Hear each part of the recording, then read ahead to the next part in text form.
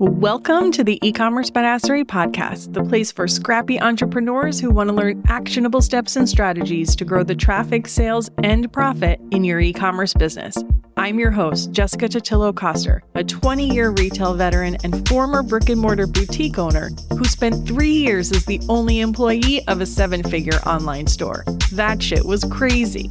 I know exactly how it feels to do all the things, and I'm sharing everything I learned the hard way so you don't have to. I may have started this business by accident, but supporting badass bosses like you lights me the fuck up, and I am so stoked to see you grow. Are you ready, babe? Let's roll.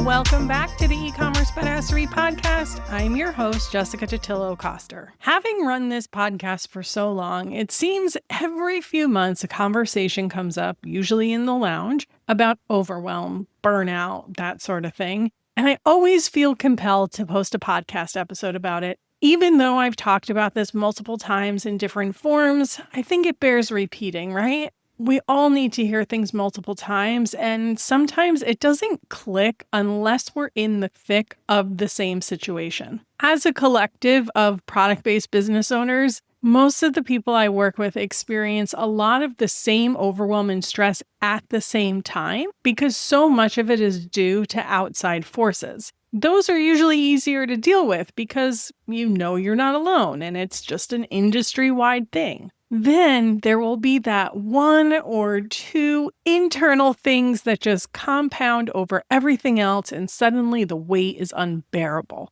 And you question all of your life and business choices, wondering if you should even continue the thing that you're doing, or like I always think, let me just escape to an island. That came up recently for a lounge member. She asked, does anyone have experience with pausing their business? She posted it on the weekend, so by the time I got to her post to respond, there were already a bunch of comments from the community. I love seeing them support each other. To no one's surprise, everyone posting a response confirmed they'd been there before and acknowledged how normal that feeling is. Most of us know this intellectually, but it's nice to be reminded, you know? All of that to say, if you're feeling that way right now, it's completely normal. The first thing I want to talk about is whether or not pausing your business is a good idea. Short answer, no. Unless you intend to give up the business entirely, no shame in that. Pausing your business only leads to lost momentum, customers finding alternatives, and that much more difficulty in ramping things back up.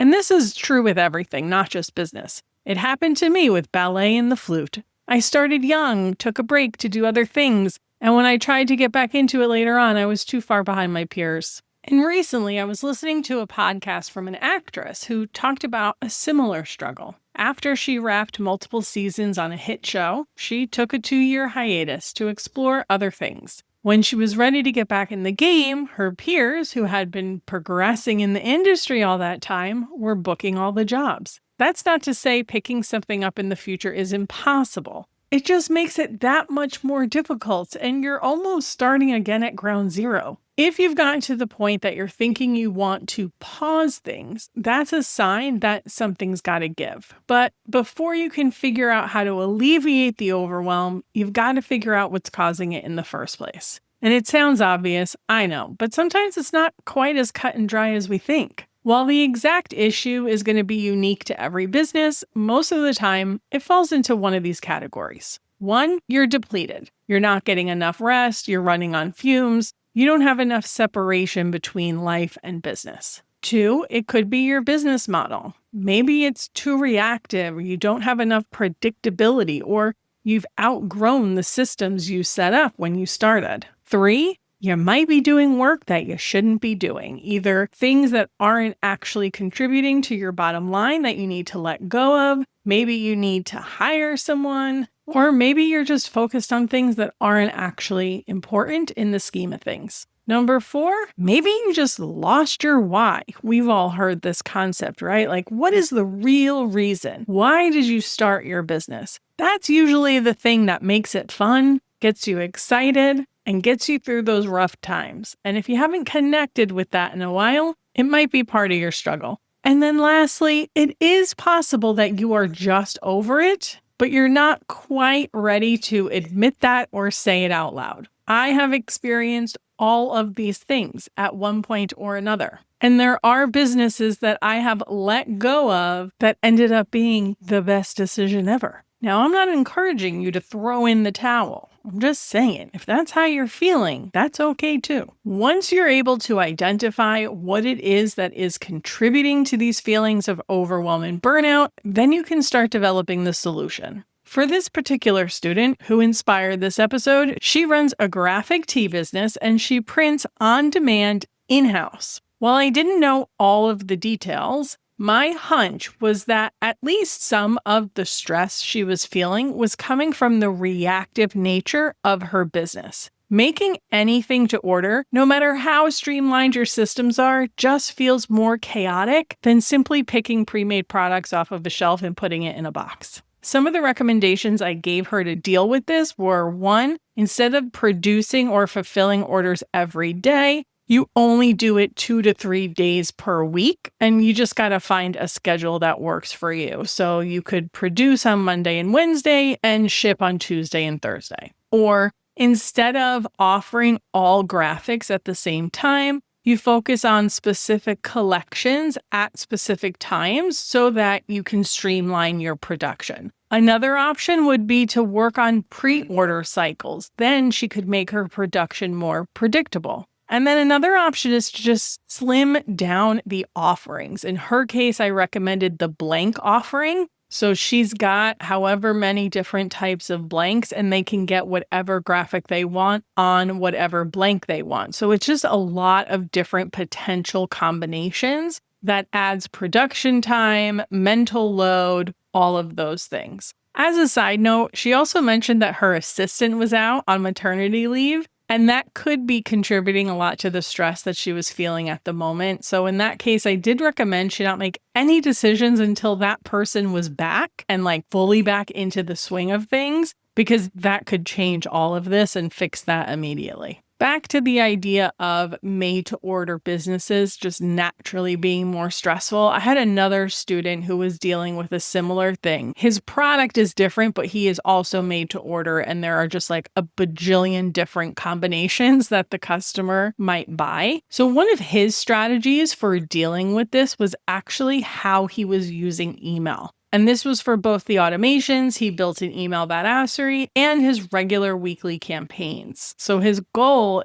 was to steer more of his customers toward the thing that he wanted to sell so that he could streamline his production and make more items in advance. So instead of just throwing them on the website and they can pick from all of these different SKUs, yes, they will still be able to do that, but he's going to use his marketing to drive people to more specific things and basically create his preferred bestsellers. And you know what? Sometimes the stress isn't the business model at all, but more of the operations. I've had 2 lounge members in the last month or so come to grips with the fact that they have to hire someone to help them with fulfillment. It was just taking up too much of their time, and it's holding them back from making progress on other things. For others, it has come down to doing things that don't contribute to the bottom line, like posting every day on social media or trying to fix things that aren't actually broken, but they kind of thought they were.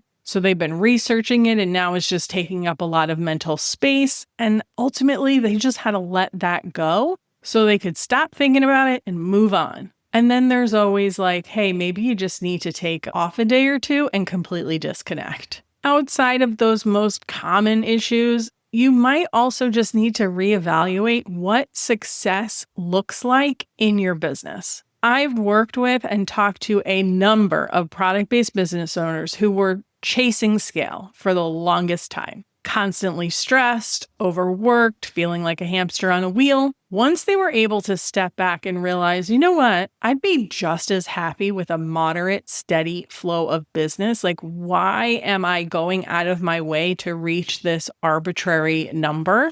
And just taking that pressure off alone was a huge relief and gave them the stamina they needed to keep going. Most of them all ended up with more money in their pockets too, just saying. There's no way to cover every possible reason you might be feeling overwhelmed in your business on this episode, but the one thing I can be sure of is that the first step should always be to take a step back, look at the big picture, and do your best to identify what it is that's affecting you right now. And it requires being really honest with yourself, even if it's uncomfortable. And if at the end of that, you still feel like burning it all down, make sure it's not just a season, right? It could just be a funk you're in at the moment that will pass. I think back to all of my years working in retail stores. It didn't matter which company I worked for, the job was basically the same. But there were times I would get completely burnt out on a specific company, only to feel refreshed and rejuvenated when I went to the next one. It wasn't long before the same issues started creeping in, but the beginning always felt fresh, new, and like there were endless opportunities. While it's much harder to create that same experience in your own business, you can get pretty close to the same feeling with a few tweaks, a good vacation, or even just being more intentional with how you spend your time outside of your business. And at the end of the day, overwhelm and burnout are almost impossible to prevent completely, but let it be a sign that most of the time, it just means something needs to shift. Last note before we go, make sure you check the show notes at ecommercebadassery.com/377. Put a couple of additional resources and past episodes there for you in case you're dealing with this right now. If you want more ongoing support while you navigate your business, come join us in the lounge. You can get all the details at ecommercebadassery.com/membership. And of course, both of those links are included in the description of this episode. And that, my friends, is a wrap. Thank you so much for hanging out with me today. I hope you are having a kick-ass start to the week, and I'll see you on the flip side. Thank you so much for listening to today's episode. If you want to learn more about growing your e-commerce business, get started with my free resource library at ecommercebadassery.com/free stuff and get an invite to the lounge, my e-commerce marketing membership. When you're ready for one-on-one support, apply to work with me at ecommercebadassery.com/apply. Before you go, would you do me a quick favor? Leave a rating and review and tap that follow button. This pushes me up the chart so I can support more scrappy e-commerce entrepreneurs just like you. I'm on a mission to reach as many as I can, and I could really use your help. Thanks so much in advance. Until next time, e-commerce friend, stay badass.